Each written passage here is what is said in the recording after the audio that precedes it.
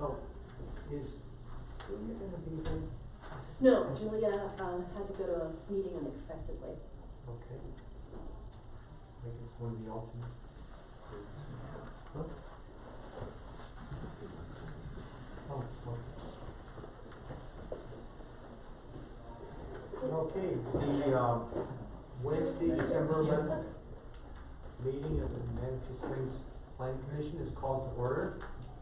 And before we start, a couple of housekeeping things. Next door, we have the mobility study going on. It's scheduled to go from 5:30 to 7:30. And since we also have a meeting, they have offered to stay around in case anybody's interested in getting an update on what's going on. I think our meeting will be fairly brief, but just in case, I'm curious, is there anybody here who's interested in going? Because if nobody wants to go, we'll let them know not to stay around for us. So well, it's the whole mobility. It's the big mobility study. Yeah, so is anybody planning to? Or Are they anybody gonna come and present to us, like a No, little Reader's we'll Digest just, version? we'll go in there and they'll Oh, we'll go in they'll there help and us such, there. and then they'll get us caught up in this Yeah. for the last 2 hours. Yeah. So, is anybody interested or planning to go? Or in the audience, if anybody wants to? I guess, if we're done, I'll run in there and talk, but otherwise, I can catch up later. So that's, one thing. The next item, Denise,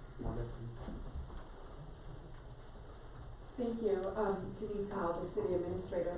Two things I want to do is first, to acknowledge that this meeting was scheduled at the same time the mobility meeting, and I apologize for that. We are trying to put every system in place possible to ensure that we don't have a public meeting like this that competes with this meeting. So that's why we went ahead and asked them to stay late. They are more than willing to do that. And it is not where they're presenting for 2.5 hours. They're doing a quick overview and then you go to each station and you talk to each station. So if you would like to do that and be able to talk to each, about the parking and about the walking and peds and those, they would definitely be willing to do that for you. So again, if you would like to do that, just let me know before I leave. You would like to do that? Yeah. Great, I will ask them to stay then until you come in. And they've been gracious to do that, so thank you. so much. And we will do everything possible to ensure that these meetings do not happen again, so thank you for bringing that to our attention. The other thing I would like to do is I want to introduce you to our interim planning director. That's James Merrill. He's sitting right here next to Michelle. We are very fortunate to have him on board. He has 20 plus years of planning. He's been involved at the city of Colorado Springs. He will be on board 3 to 4 months as we're doing a search. During that time, he'll be doing an assessment and really providing the leadership and look at the planning department as a whole and how we move forward. So I just wanted to take a moment to introduce him. May I ask you a question? Yes. During the process of getting ready to have a search, will you and the search committee be meeting with the planning commission to hear recommendations for the planning commission? Since we have a lot of experience working with planning, maybe about considerations that we would like to be entertained as things move forward. Because we really want to make sure this is a successful search and one that is successful not only in the applicant accepting but staying. And so that would be maybe a good conversation for us to have. I think some of us would also like to be on the interview committee because we have been on the interview committee before, and I think that's a really good learning experience also in what we're looking for. Alan and I have met. We've talked about that where Alan and I are meeting monthly right now to really talk about how to move forward, and I've asked him to be a part of this. So I will be reaching out to Alan, and then Alan will be communicating with you and getting your suggestions as we move forward. So thank you. That's great feedback, and we will definitely look at that. This will be probably several different interviews that will take place. It won't just be one. We'll have different groups that they will be interviewed by. So thank you. Yes. Yeah, circles around the room is Yeah. the way that's worked real well. Okay. Thank you. Any other? Okay, thank you. Great. Thank you. Would you like to make a brief intro?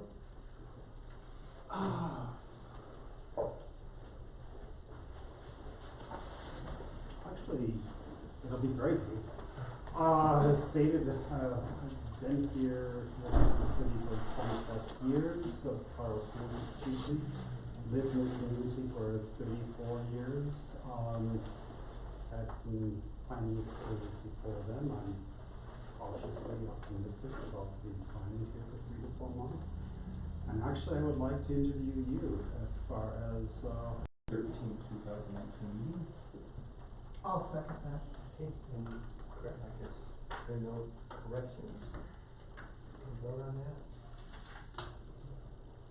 Was everybody here in the last Yeah, one? yeah, Justin won. Okay. I sat in, but not. Yeah, so it's 6-0. And 6 with 1 abstention. Okay, now, before we move on to the business part of the meeting, I'll just describe briefly what our process is. I'll call up an item for consideration. Planning staff will describe what the request was, what their analysis and findings are, and what their recommendations are. Following that, we'll allow the applicant to step to the podium and state their case. And following that, we'll open the deliberations to a public hearing, and the public is entitled to state their opinions about that particular item under consideration. And throughout the process, we'll ask questions when appropriate, and we'll deliberate. After the public hearing is complete, we'll deliberate, and we will vote to approve, deny, possibly table it to another meeting, and possibly we'll modify the proposal if there's some place where we have that latitude. And as we go through this process, we're guided by what's in the municipal code. We don't legislate, we just interpret what's in the code and make our judgments based on that. So with that, are there any ex parte contacts or conflicts of interest to disclose? No. Okay, then we'll start out. The first item of business is minor subdivision 1801, a replat 708 Manitou Avenue, Kyle Fenner for the Manitou Springs Metro District. So staff did propose a potential solution for the Metro District to the issue that we've had regarding the changes to the plat that they want to make, and specifically the Creek Block Trail dedication. And I did talk to Kyle. She needs to confer with the new Metro District board president and the board, but she felt they would definitely be interested in going after this proposal that I made. So she needs some time to do that, but I feel pretty good that we're going to see some forward movement, assuming that the district, tells her they want to continue pursuing the replat. So if you would postpone per their request to the January meeting, that'll give her time to confer with the district board, and then meet with me and get the potential plat revised so that it kind of follows our negotiations. Is there a motion?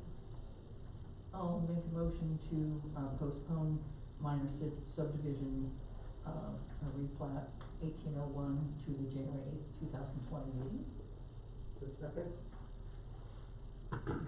Second. Okay. That's unanimous. Mr. Chair. Good. Seconded that. No. Commissioner Ridge. Okay, next item of business is minor conditional use 1903, amendment to conditional use 9004, 10 Oto Place, Christopher Dwyer, applicant. So Mr. Dwyer is asking for another postponement, and I had indicated to him the last time that potentially could be the last postponement. He has made progress and is in a process with regional building, which he's not really been to up to this point. So I do feel like he's actually pursuing the changes that he needs to make to get the certificate of occupancy, and is making actual progress with that. So I would recommend one more postponement to the March meeting. And, I can't imagine if he's gonna be able to do it, he will know by that point, and be able to come before for you. If not, then we'll know and be able to postpone it indefinitely. Okay. But I have a question. Yeah. Can you remind us when the original application was? I don't remember exactly, it was early, you know, fairly early in the year, or maybe mid-year. It's probably been 6 months, Okay. something like that. And then one more question. Does this block anyone from within that 500 feet? Cause it's already existing. It's already existing, yeah. That's all. Okay, is there a motion?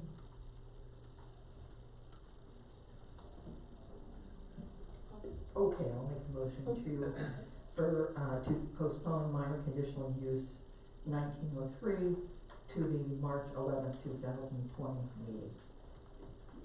Second. Okay. It's unanimous. Next item of business is minor conditional use, or major conditional use 1903. Phase 1 recreational use at 101 Higginbottom Road. Able to refine that application and make sure that he's more coordinated with that major development plan proposal. And then the variance, he's just asking for postponement indefinitely. They're not gonna ask for it, they're gonna use a shorter ropes course. Okay, so let's take, the major conditional use 1903 first. Any motion? I'll make a motion to postpone major conditional use 1903 to the March 11th, 2020 meeting. Oh, second. Okay. And then, next item, I guess we've already explained. Is there a motion to indefinitely postpone variance 1910? I'll make a motion to indefinitely postpone variance number 1910. I'll second.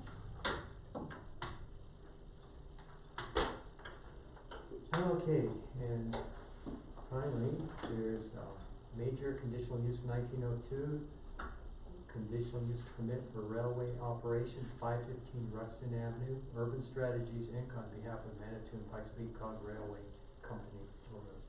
So the COG is requesting postponement to the February meeting to allow them some more time to work on refinements to their application. And for us to, work collaboratively to address, some of the issues that are, that have been identified, so, we support that proposal. I have a question. It's my understanding that, staff did prepare a report and recommendations, anticipating that it would go forward today. Mm-hmm. Do you have a copy of that with you? I think we should be able to look at that. I don't have a copy of it, it's not been published, and I don't know what changes they're gonna make. Right now it's an internal document. I don't know whether it's something that we can release to the planning commission or not, I'd have to check on that. Wasn't it released to them? To the applicant, yeah. So it's released to the applicant, but it might not be allowed to be released to the public? Well, I'd wanna check with the attorney. Okay, But if I can release it, obviously I will. okay. Would somebody like to move to postpone? I'll make a motion to postpone major conditional use 1902 to the February 12th, 2020 meeting. I'll second. Okay, that passed unanimously, so next item, new business, minor conditional use 1908, vacation rental at 215 Washington Avenue, Ryan and Patrick Keene applicants. Could we look at potentially changing the agenda that regarding the, minor conditional use on Crystal Hills Boulevard? There's a notice issue, and if it's gonna get postponed, I'd rather do it before we get into the other business items, so that if anybody's here, that they don't have to wait around. If it's not gonna be Okay. postponed, then obviously we can Okay, do that. do we have a motion to? I make a motion to put, to change the agenda and make item 8, item 7. Second? I'll second. Okay. Okay, so that's, okay, so we'll now go to minor conditional use, 1909, conditional use permit, a vacation rental at 204 Crystal Hills Boulevard, Mark Roscarello applicant. So I did get an email today from the owner of the property at 206 Crystal Hills Boulevard, and I had emailed the applicant about this earlier, but I hadn't heard back from him. They did not get the mailed notification because it went to the property instead of their mailing address, and they don't live on the property. So they weren't aware until today of the application. They did ask for a copy of the application, I sent it to them, and that person did say, because I told them that, you know, I would have to bring this up tonight, and that technically the mailed notification requirement isn't in compliance. And he said, he received the attachments, and I'm okay with being considered as notified. I don't know, I didn't get a chance to go through and see if there were any other situations like this where it should have been mailed to the owner's mailing address and not necessarily the property. There may or may not be, but technically it's not in compliance even if this owner says he's okay. And so I needed to bring it up because, I'm not comfortable recommending that you all move forward. There's no way to cure this before a final decision without postponing. And since it doesn't go on to or to city council, we can't do a supplemental notice. And so I wanted to bring it up and see what you all wanted to do about it.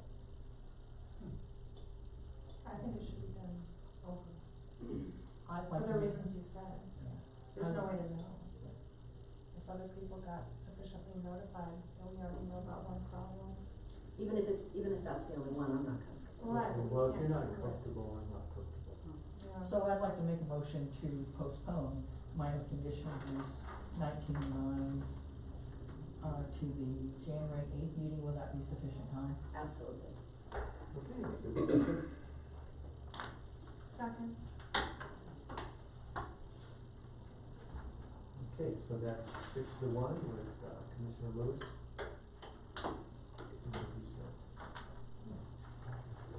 Okay, next item of business is minor conditional use permit, 1908, a vacation rental at 215 Washington Avenue.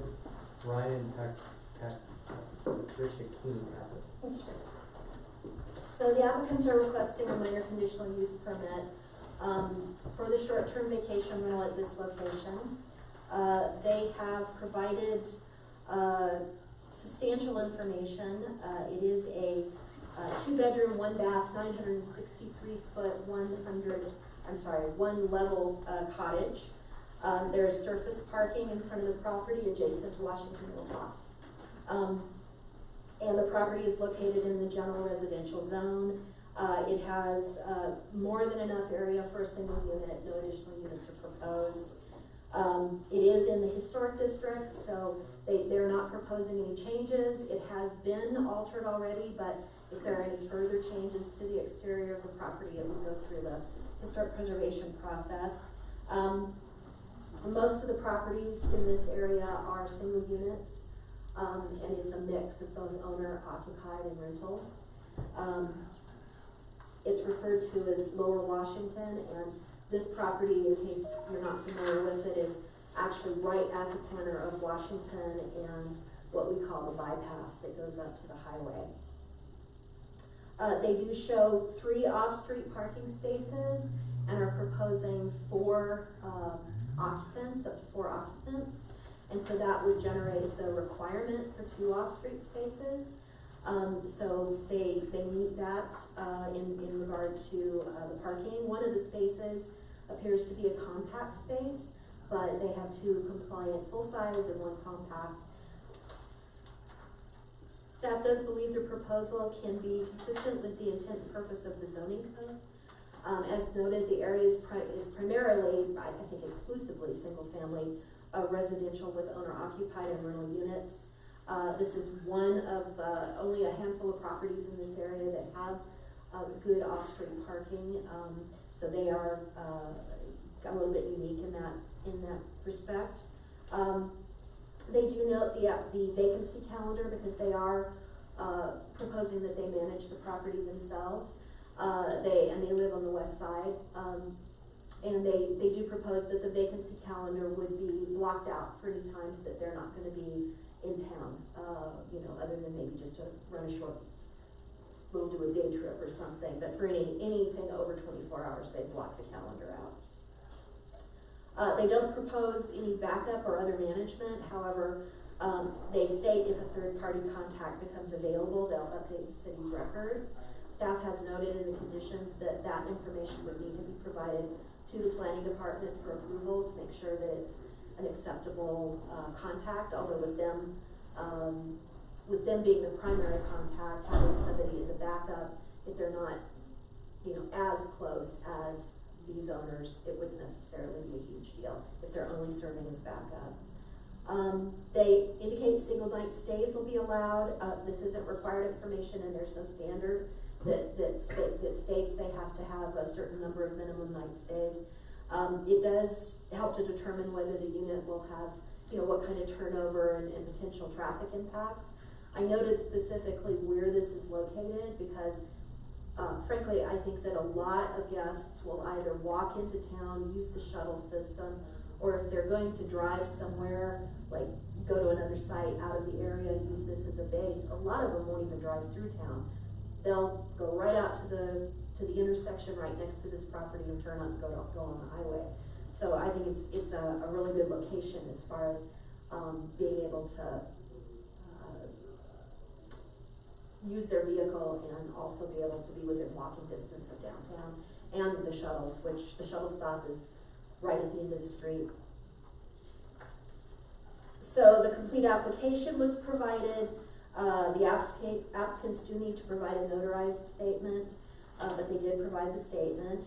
They provided a copy of their deed, and staff also verified ownership with the assessor's website.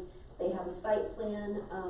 The property is zoned general residential, as I mentioned, and it's in an area of general residential zoning pretty much all around it until you get down to the end of the street and on El Paso.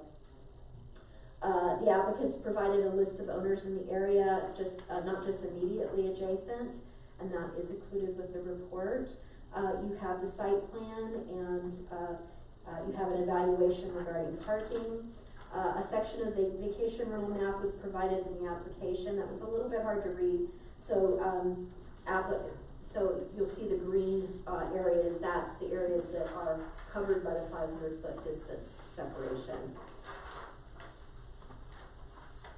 The floor plan is provided, and that shows that that confirms the configuration that's listed in the assessor's record. The plan also shows the existing fire extinguisher and location of a smoke alarm. Staff notes a CO2 detector is also required, and so I've noted that in the conditions. Again, the applicants have a space that could accommodate an RV and need to talk about that with the commission. The applicants live in the Old Colorado City area and will manage the operation. As is usual, we would want their information listed as the emergency contact on the business license. And if there should be a backup contact, that needs to be provided to the planning department and then update the business license once that's approved. So staff did evaluate it against the request against the goals and actions in Plan Manitou. That's pretty standard, is to continue to monitor the short-term rentals. The city hasn't yet reached the maximum number of vacation rentals. We have approximately, I think we're at, I want to say 47, I don't remember what I put in here. We'll come across that, but it's either 47 or 48. The city hasn't seen significant issues with vacation rental operation when the facility meets minimum requirements and is operated appropriately. I believe that these owners may have another vacation rental. I may be getting them confused, so they can confirm that. I've talked to so many people recently that I think they mentioned that they may have another one. And I did note, just as an interesting aside, it's not really specific to this property, but I did find out from code enforcement earlier this week that there have been some police calls, a number of police calls, probably 30 in the last year regarding vacation rentals, but they've all been people that have locked themselves out of the house. And it's late at night, and they maybe haven't specifically addressed the 21-day requirement, but they do state that they are aware of the requirements, and I know that we spoke about this specifically. The proposal does not include rental to separate guest parties because they aren't on, the owners are not on site, so it would be one guest party of up to 4 people at a time. Again, the fire extinguisher has been provided, the CO2 detector needs to be shown on the floor plan. The application states outdoor smoking will be allowed and a fireproof receptacle will be provided. No other outdoor burning or cooking will be allowed. Smoking is frequently a neighbor concern and potential source of complaints. Staff hasn't received any inquiries from adjacent neighbors about this proposal. Smoking could also be a source of potential fire ignition on the property, which is, I believe, why they're proposing a fireproof receptacle. The commission can consider prohibiting smoking outside the house. The applicants may want to seek input from the nearest neighbors regarding whether they are okay with guests smoking or not, and provide that information to the commission. I don't know if they followed up on that, but they certainly can talk to you more about it. They also note accommodation of pets is also proposed, and there's a fenced backyard. Guests or long-term renters are under the same requirements in regard to care of pets and avoiding nuisance situations. The City of Manitou Springs contracts with the Pikes Peak Humane Society regarding animal issues. Staff recommends the applicants do not allow guests to leave pets outside while away from a vacation rental, and that pets must be brought in overnight. Informing guests who may not be familiar with the wildlife in this area that they need to be cognizant of pet safety, and that bears and mountain lion are prevalent in the area is also important. People that don't come from this area don't realize how quickly a dog can be taken by a bear or mountain lion. It's a foreign thing to them, and it's not something that we want guests to encounter, like some of our residents have. So I think those are both important points. Not leaving animals there when their owners are not there, and not leaving animals outside all night when somebody might be asleep and not hear them barking or be used to it, but other people aren't. And especially in an unfamiliar place, sometimes dogs will bark more often. The fire department had no comment on the request in regard to occupancy. At over 900 square feet and with 2 bedrooms, staff isn't concerned 4 guests will exceed any occupancy limits. Standard quiet hours, the application acknowledges its adherence to those code requirements. The posted notice will need to be provided to the planning department to confirm compliance with those requirements. Staff recommends a map be added showing an evacuation route in case of wildfire or flood on Fountain Creek. It's not likely flooding would impact this property. It is pretty far from Fountain Creek, but it could impact access to Manitou Avenue and down on El Paso Boulevard, so that guests should be made aware of that and directed up to the highway, potentially for evacuation. The posted notice should include information regarding disturbance and unreasonable noise. As noted, there's no issue with the separation distance to other vacation rental properties. And again, staff recommends the owner's contact information be provided on the business license.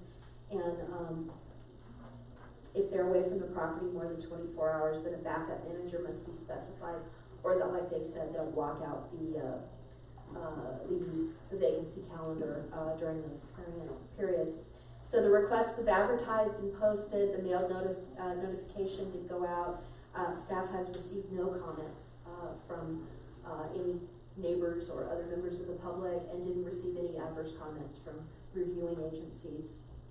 So staff feels the application substantially addresses and meets the requirements outlined in the municipal code for regulation of short-term vacation rentals and the criteria for minor conditional use permits. Given location of the property, staff feels it's a good candidate for the proposed use and should not create adverse conditions by its operation as proposed or modified by conditions of any approval. Therefore, staff recommends approval of MyCUP 1908 for operation of short-term vacation rental at 215 Washington with the following conditions. I'm not going to read every one of those, but it's the following 9 conditions as noted. And as I stated earlier, I wrote those such that they don't allow RVs, but that can be modified here at the meeting if the commission wants to do that. Any questions, Pat? It's fine. Okay, my question was over here on, proposed number of guests, it says 4 adults, is that 4 humans? For humans. Okay. We've been focusing on adults, but yeah, it's 4 people. Okay, that was my question. And my question is, I can't remember, don't we usually require that there always be a backup person if the owners are out of town at night? We have not required that if they block the time out. We've approved other ones where owners were, managing it, and as long as they weren't going to be out of town more than the 24 hours or overnight, then they didn't have to provide a backup. We've got a number that Well, don't more have than that. 24 hours is different than, or overnight. I thought we always had to have a backup person at night for them to call, so we're not bugging the police or what have you. Backup is only necessary if the primary management isn't available. Right, So if they are the primary managers and they are available, then we have nothing in the code that requires a backup. I guess, so my question is, if we have 30 police calls, that because they locked themselves out, couldn't get hold of the owner, that seems to be a problem, and it's something maybe we need to address and have something, added, Right, on and conditions these aren't saying they those- have to have a backup. Well, and because those aren't that's- necessarily owners that they couldn't get rid of. They couldn't get rid of them, they couldn't contact the management. Right, So even management companies right. at 3 o'clock, because these were all like 2 or 3 o'clock in the morning, Yes. are not answering the phone. Well, then that's a problem. So that's a problem. We shouldn't make it specific to these owners, but it's something we need to address overall. We can always just, like you said, require a lockbox, it's not, was it? Right, $12. they're not expensive, Yeah. exactly, yeah. Any other questions for? Oh, were there any, when you mentioned about the changes that were done, the existing cottage has been altered, was that altered lawfully with authority from the Historic Preservation Commission? I think a lot of the alterations were old, predated review. I know there were things done more recently, but they were just redone, like the stucco had been done years ago and things like that. So it didn't require HPC review, anything that we're aware of that's been done. Thanks. Just a comment, I noticed in Woodland Park today that when they redo something, even though it was, I'll say grandfathered, they're making them follow the new building requirements as far as looks. They have a beautiful Taco Bell, that's all I can tell you, so everybody ought to go look at the Taco Bell in Interesting. Woodland Park. Any other questions on this item, please? I just have a comment. I see a carbon monoxide detector on the floor plan. Oh, do you? Yeah. Thank you, I must have just missed seeing it. So that would be condition 4. Oh, yep, it's the blue, I see what you're saying. Thank you for that. Anything else? Okay, would the applicant like to step to the podium, state your name and address for the record? Brian Keane, 1224 West Pikes Peak Avenue. The planning commission to make sure that she's on record and approved. I think you have to go through the approval process as well. I can't think of anything else. Are these? Yeah, as far as the RV goes, I feel like the long elongated parking place would accommodate an RV. Don't know, I guess you just never know if somebody's traveling in an RV and then wants to stop and stay in a house for a night or two for something different. But I feel like it's plenty of room. It's what, 35, 40 feet long if they back up into it, yeah, so there's plenty of room there, and it is off street still, so it wouldn't take up any space on the road out in front.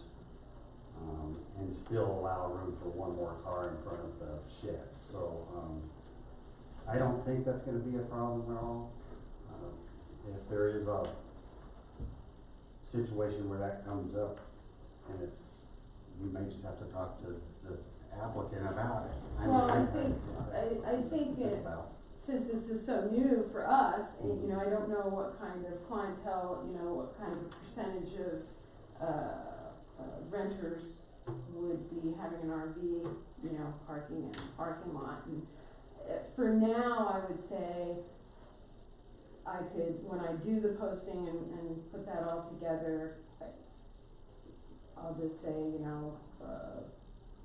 sedans and trucks parking spaces available. And then if it comes up that, clients want to bring their RVs and that kind of thing, I won't allow it until it presents itself more opportunity, and then I can come to the planning commission and actually, apply to have the RV put into the, Yeah, you'd have to come back to the planning commission, not to the planning department. okay, so we go through this again, so are we saying it would be easier to put it in here now? Well, I think it's something that, If you're intending to do it, definitely. Can I say something? Yeah. the other thing Things is you may encounter, Mhm. much more than, you may encounter an RV, I have. But quite often, we do have people that sometimes are pulling a trailer with like, motorcycles or something like that, especially people coming back from Sturgis, happens every year. So if you know, like in my situation, I don't have a long driveway, but I got an extra space. Mhm. You are gonna encounter that, Okay. because you do, so that would be good to get that approval, Get it in there. but still to stay with the maximum 4 people. Because Sure, you might yeah. very often have somebody that's moving or have a trailer, and especially if they know you have that extra parking, but not for extra people. Yeah, And- that's a little and- bit of and my that- concern is, you know, But like, you just I have rent it to out state to it clearly. 4 people and Yeah. then they have 3 more people Well, you have staying to in the just say RV. it clearly, you know, 4 people maximum, and then Yeah. write something in there that says, you know, you have to let us know in advance if there's a trailer, you know, we can, on rare Okay. occasions, accommodate this. I have to Longer, know larger upfront. vehicles, Pikes Peak Coastline, that kind of thing, so. Yeah, if we could, I would like to go ahead and.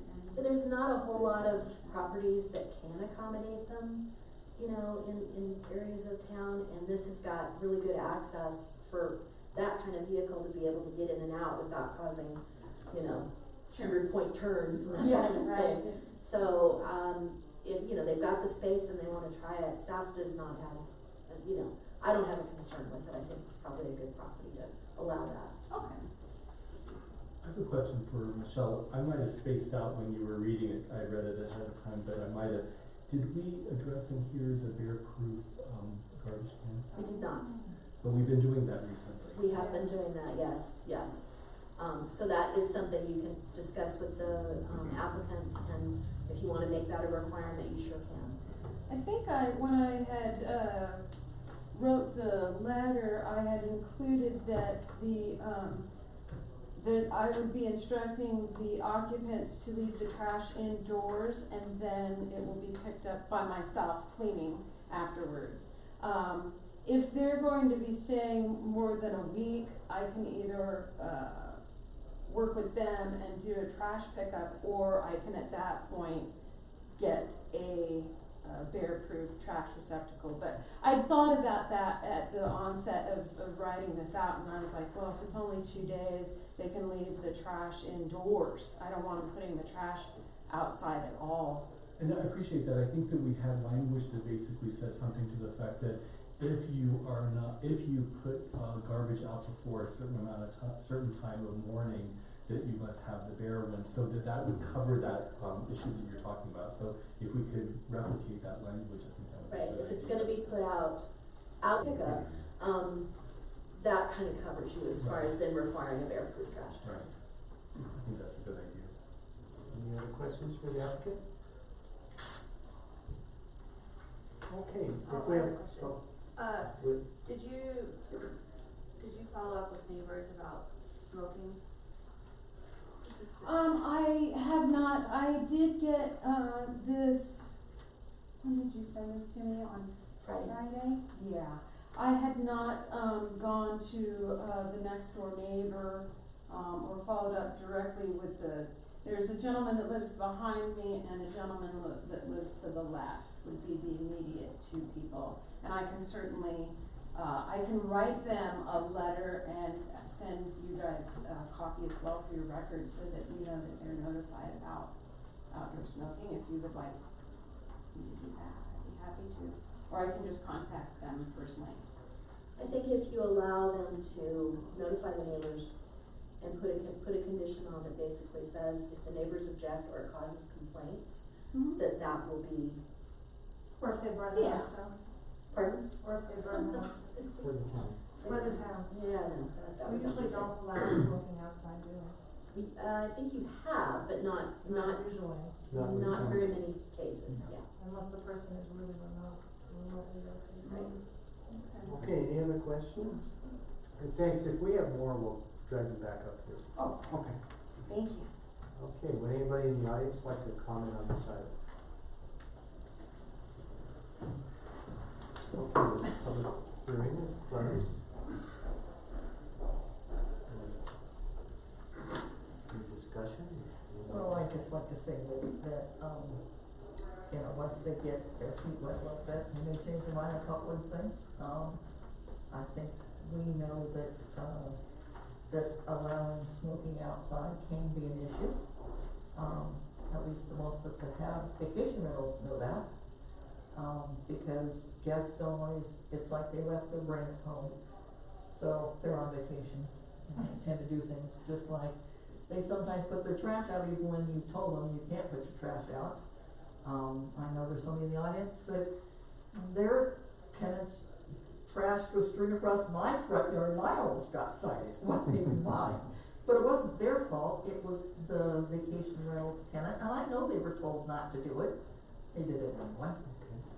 So those are concerns of mine, but, like I say, in any good operator, in short order, we'll find those things out and make that adjustment, so.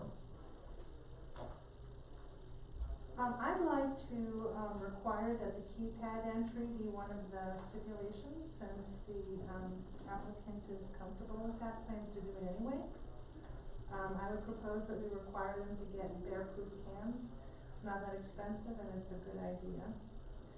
I'd like to recommend no smoking allowed outside. Obviously they can stand in the street, cause anyone can stand in the street, but I wouldn't want any smoking on the property, even if the current neighbors are fine with it, I don't think it's safe. And then, I have no objection to there being RVs allowed, so long as we're sticking with the 4 guests, and that includes children, maximum, so that we're not looking at an RV full of people plus 4 folks in the house. And that the owners will not lease the property as they indicated they won't. This will make it a condition if they're out of town that night. Is that a motion? Oh. Vicky? Sure. Well, I'll second that. I don't understand the hang up on smoking, and I get the logic, but if they rented it out for 31 days, we would never have this conversation. Right, but maybe the people who live there for, 6 months or so are a little more in tune with how intensely dry it is here, maybe more aware. Maybe not, I mean, Maybe not it's this. just No, I get over-regulation. I get your point. I get your point, but I had the opposite problem. And I will tell you that, all of a sudden you end up with butts where you don't want them, and, I mean, it's just like they're not quite as courteous as somebody who lives in the neighborhood and knows we could burn this town down pretty easy. So, for that reason, I tend to side with Julie. Just this one time. Yeah, this is one time, well, this is my last chance. Okay, well, we should let Julie make at least one motion for the last meeting, so. So, I really understand where Mike is coming from, and I struggled with this myself, but since it is short term and these people may not be as in tune as we are, I prefer The that we visitors. the visitors, I prefer, not the applicant. I prefer there to be a no smoking outside rule. So I'll stick with my motion and see what To happens. make a friendly amendment, getting rid of stipulation. Well, are you including all of the staff recommendations? Oh, and all the staff recommendations, yes, thank you, subject to the fact that there's already a CO2 detectors on number 4, so that's not something that they have to update on this floor plan. Yeah, thank you, I missed that. I second the motion Okay, is there any discussion on this? with the amendment. Okay, then, let's vote. That's unanimous. Thank you. Okay, moving on, the next item of business is rezone 1903, commercial general residential, preliminary hearing, 444 East Fountain Place, Karen Cullen, applicant, on behalf of Gordon White, owner. So this is the initial meeting for the rezoning proposal, so it's not a meeting at which you'll make a decision. You'll look at the application, you can hear, any public feedback, you can, hear from the applicant. And then, at the end of the meeting, staff recommends that you set it for public hearing at your January meeting.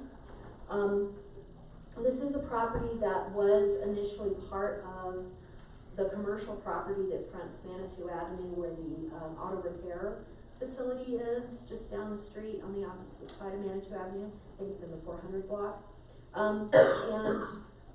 That property, there was a failed, this is years ago, a failed retaining wall at the back of that business, and that really large retaining wall that's there now, the mortarless retaining wall block, was installed, and the property was replatted, so this back part of the property that fronts East Fountain Place was platted off from that front property, but the zoning was never changed. So we have this commercial lot up on East Fountain Place that only has really what we would call residential access. And so this was actually identified a few years ago when the planning department went through and looked at properties that were what we considered improperly zoned for the areas, the conditions, that type of thing. And so we do support this rezoning and think that it's a much better, more appropriate zone for the property than commercial. And it also is surrounded both in the front and on the west side by the same zone category. So it meets that criteria. And so we recommend that, like I said, that you hear from anybody in the audience, you hear from the applicant. You can get back here this evening. But I'm in approval of staff's recommendation. Any questions for the applicant? Thank you. Okay, this is a preliminary hearing. Would anybody in the audience like to express any interest or comments? Yeah, sure. My name is Ron Gage. I live just to the west of the property. I'd just like to know what are the intentions for this property. It's a very narrow street. The school children walk down it. It's difficult to drive. I don't know where the parking's gonna come from. It's not that big of a property. It's the same as mine. That's all. Thank you. The intention of Mr. White is to actually subdivide the property into two equal pieces, and it'll be single family only. So Oh, that's it'll be great. multiple units. That's good. I was worried about apartments, condos, Yeah, no, transients. that's not the plan. Okay. I'm good. Okay, there's no other, Mr. Chair, yes. an address on the gentleman. Oh, I'm sorry. I think he said it, No, 460 East Fountain Place, just to the west. any other comments? Public hearing's closed, but. No. So we need a motion to put it on the next. Motion to make it for the public hearing, yeah. Okay, I'll for, move for there, sorry. go for it. I'll move for there to be a public hearing on this matter next month. Is there a second? I'll second that. Okay. All right, thank you. Thanks. Okay, and finally, item 9, variance 1909, a front setback 10 feet at 48 Lincoln Avenue, Ryan Flat applicant. So this is a request for a front yard setback variance at 48 Lincoln, for construction of a 2-car garage. And we did put some updated information, did that get distributed? Or did you have, well, did you have a copy of those? Okay. That I think maybe shows it a little bit more clearly. It has the retaining walls, and it also shows where that existing retaining wall along the street actually extends out into the street right of way. So the setback is actually only 5 feet from the property line, but it's more like 8 feet from the actual traveled roadway. So the existing development consists of a over 21,000 square foot parcel. It's comprised of platted lots and an unplatted tract. It fronts both Lincoln, where the proposed variance and garage is to be placed, and an undeveloped Grant Avenue at the rear. The property is zoned general residential. It's more than large enough for the single family house that's on there, and it more than meets the lot frontage requirements in that zone in addition to the lot size. The property does need to be platted into one whole lot prior to the issuance of building permit. The applicant proposes construction of the 2-car garage. There's an excavated turnaround area at the end of Lincoln Avenue in an area of undeveloped alleyway that runs between Lincoln and Grant, which is west of the proposed garage site. Again, you can see from the updated site plan that was handed out, I think the second page probably shows it most clearly, where an area of the street side retaining wall will be removed for the placement of the garage, and then there'll be a connection of the retaining wall back to the garage. This has gone to the, it's in the local historic preservation district, and it's a contributing property. It's gone to the HPC, and the garage was approved as it's shown on that updated plan. So in regard to the variance, the Planning Commission must find that all the criteria are met. So the applicant would suffer a hardship as a result of the application of the code. The application cites topographic conditions on the property and lack of access at the rear off Grant, where staff understands the applicant really would have preferred to construct a garage, but he just could not get, there's some real technical issues with putting access in off Grant, and so he really couldn't get access back there, not reasonable access that's anywhere within a reasonable cost. And so is proposing the garage on the front. The property is terraced by a number of historic stone walls and rises pretty dramatically from the street level back to where that you get up to the house. And so there was not a whole, even though it's a large property, there's really not a whole lot of area to put a 2-car garage without either getting into some of those stone walls in alternative locations. Staff has talked a little bit about that. Staff did encourage the applicant to see how far back the garage could be pushed and use the rear wall for slope retainage, but not exceed a grade height that could be supported or would be higher than the building wall.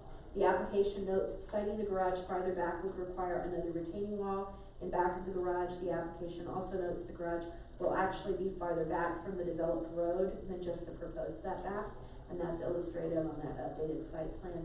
This will create a wider area on this portion of Lincoln Avenue, and with the area west of the garage already used for turnaround, or in fact, I think sometimes some of the neighbors in that area use it for parking. There'll be easier turn movements for vehicles and kind of more maneuvering space. It kind of opens up that end of the street. Staff believes that's the reason the applicant provided a 10-foot side setback instead of the required 7.5 feet, because there is that excavated area. And I believe, and he may want to confirm this, but I believe he mentioned that it does extend onto his property, and he's trying to not necessarily get into that and be a good neighbor and kind of let people still use that area.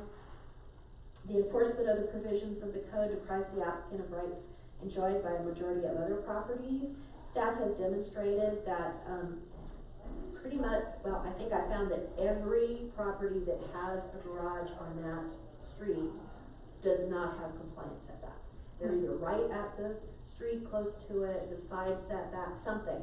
But there's not a one of them that has a garage that meets any kind of setback. So I think that requiring him to meet the setback would, in fact, deprive him of what other people have been able to enjoy on their property. The need for the variance doesn't result from the actions of the applicant, a violation of the code, or a previously granted variance. The applicant didn't configure the lot or the historic terracing on the property. This isn't an after-the-fact variance request, and it's not a result of the violation of the code. Reasonable protections are afforded adjacent properties. The notification letter explaining the intent of the application and the meeting and date time was mailed to surrounding property owners, as was posting on the property. That's been out there for more than 10 days. Staff received an email in support of the proposal from the owner of adjacent property. That's included in the report, and that's the only communication we've had from any members of the public regarding the request. And so staff finds this criterion is met by the proposal. Number 6, the requested variance will not cause an undesirable change in the character of the neighborhood or have an adverse physical effect or adverse environmental conditions of the surrounding property. So the garage has been designed to meet the design guidelines of the historic district and approved by the Preservation Commission. Staff agrees the requested variance would not cause an undesirable change in the character of the neighborhood and would not have an adverse effect on the physical conditions of surrounding property. The project will improve the value and function of this property and improves the neighborhood overall and maintain the character of the area. And then number 7, the granting of the variance will observe the spirit of the code, secure public safety and welfare, and ensure that substantial justice is done. Staff finds that the application does meet those criteria. So the request is in conformance with Plan Manitou policies. The owner will need to conform with geohazard requirements. A Tier 1 evaluation and letter will be required, and the wildfire mitigation evaluation by the fire department in order to obtain the property improvement permit. Staff circulated the proposal to other departments and agencies, and there have been no comments. So staff recommends the Planning Commission approve variance 1909 at 48 Lincoln to allow a 5-foot front yard setback where 10 feet is required. I'm sorry, that would actually be 15 feet for a garage. In order to construct a garage with the following conditions. 1, the variance is applicable only to construction of the garage as depicted in the application materials submitted for the request, and I would say that that includes the updated information that's been provided tonight. No increase in the dimensions of the structure are allowed under the variance approval. The variance is contingent upon conformance with the Historic Preservation Commission approval of MCAC 1909. The property must be platted into a single whole lot prior to permitting of the garage structure. The building plans submitted for permitting of the garage must include an updated site plan, which he's actually already done, based on the property improvement survey that shows the existing retaining walls and area of stone wall along Lincoln to be removed, and that's been provided tonight. And then staff recommends the findings in support of the variance as noted. Any questions? I have a question, and I don't know if you can answer it, but in front of the property, there's 2 posts in the right of way. Is that, do we know why? Okay, the reason I bring it up is just because if this gets approved, it's gonna take away some off-street parking in front of their garage, and there's not a lot of it, so if there's no reason to have those posts, it'd be nice if they weren't there. And the applicant may know, I don't know. Maybe it was something done for the mailbox. I'm not sure. So that's something maybe he can address. Any other questions? Yeah. Okay, the applicant step to the podium, state your name and address for the record. My name is Ryan Platt. My address is 48 Lincoln Avenue, Manitou Springs. And your thoughts on the staff recommendations? I approve. Okay, and can you answer Commissioner Lewis's question? Yeah, you mentioned 2 posts. I was looking here and trying to find the 2 posts you're referring I to. think they're painted red in the photos. One in the picture. Oh, the photo, I don't have a photo packet. I just have the plan. Yeah, those are bumpers for a fire hydrant. Oh, so they wouldn't be able to park there if those posts were taken away. Okay. Okay. Any questions for the applicant? Okay, thank you. All right, thank you. Okay, since there's nobody in the audience, we're done with the public hearing. Oh, you need to stay, Ryan. You're not done. Okay, wait. Yeah. We may deny. No, you sit down. Give us 30 seconds. We have to decide. Deliberate. The trial's not over yet. Sorry, we need a verdict. That's funny. Okay. That's good. He's in a hurry, so we don't make a motion. Go for it. Oh, how is it starting to do this all of a sudden? I don't know.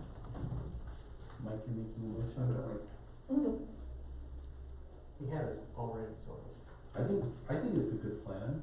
So I'm going to move that we approve variance 1909 with all the staff's findings and recommendations. I'll second that. Oh, just as a friendly amendment, should we eliminate staff recommendations for since it's already been done? Sounds good to me. I accept the friendly amendment. Thank you. Okay, so any discussion? Let's vote. Okay, you're done. Oh, now Now okay. you're done, you can go. Thanks. Okay, Thanks, Ryan, we'll be talking. He's like, oh, I'm leaving now. notice of council action. No. So you have the information there, Been delightful. Yeah.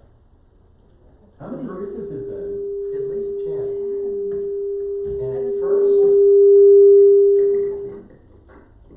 think it was. it's Alan, he leaned back. Oh, okay. At first it was, you know, I think the general consensus was, what a pain. That's how my parents used to feel. But over time, she became such an asset. Yeah. Yeah. That was worth the hassle. Yes, Usually. an asset. I'm Well, really looking forward to the new council. I'm really looking forward to Julie being a part of that. it would be keeping them honest. Because she very much understands what we go through and the hair we've torn out in during the last council. So I'm very excited. I wish there were two of you. Here, here. I do too.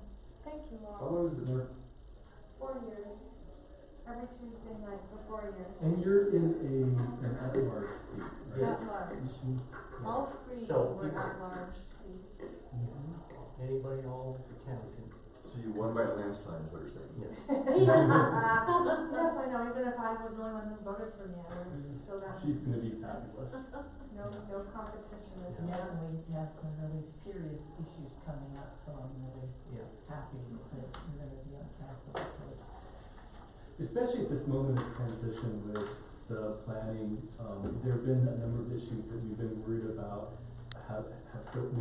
The staff has been under such pressure, there are not enough people, and so you're very well of not wanting to drop the ball on a lot of things that otherwise I'm afraid would be kind of left to the side. So I think it's really important for your voice to be there at this particular moment. Well, thank you. Will be especially missed. now, because we don't have a planning commission, we have interim system. We have a new city manager who really does not yet understand our town, which is really sad. And so it's, I'm really glad you're in the Challenging council, and I times. hope you guys can do a good job of leading the city. I hope so too, and I'm also hoping, I don't know if this will go over well, but I was gonna ask permission to be the planning department I hope so. liaison, since this is what I know the best. Sure. Yeah. So it'd be, less of a learning curve for me, and then I could try to be Right. the conduit. I was hoping that you would do that. Yeah. I will ask permission, I don't know if Todd wants to give up that role, or how he might feel, but, You might have to also talk to the city attorney about the long-term discussions about the extent to which city council can talk to us. oh, I've already been emailing him about that. That'd be great. Back and forth, and the bottom line on that really is the same as what it was 5-10 years ago, which is that if you wanna be pristine and strict, just in case, you wanna be really safe and conservative, then even though it means that there's less communication within the city, but it's more clean legally, then we should have nothing to do. And for years, the mayor and council have decided that that's not a worthwhile trade-off. It's really better for council liaison person to know what the heck is going on. And in my view, that's not inconsistent with how we do other things. For example, if I go to this mobility study, meeting when we're done, which I'd like to do, at least according to the city attorney's really strict, interpretation, I wouldn't be able to vote on it, because I've heard something outside of this room. So, yeah, we'll see how that goes. Yeah, well, I'll make sure, I've been talking to John a lot and helping him, and I'll tell him, we need you. We like the, oh, good, and yeah, and that it's good to have a liaison. Yeah. It is. Communication Definitely is a very helpful thing. Yeah. Yeah, and a lot of times if the same person that is the planning commission liaison is also the planning department liaison. So we would, That would be obviously great. welcome That'd you. be great, That'd that's Okay. mostly what I know. be great. Thank you all for We are adjourned. Thank you. End of an era. Start of a new one.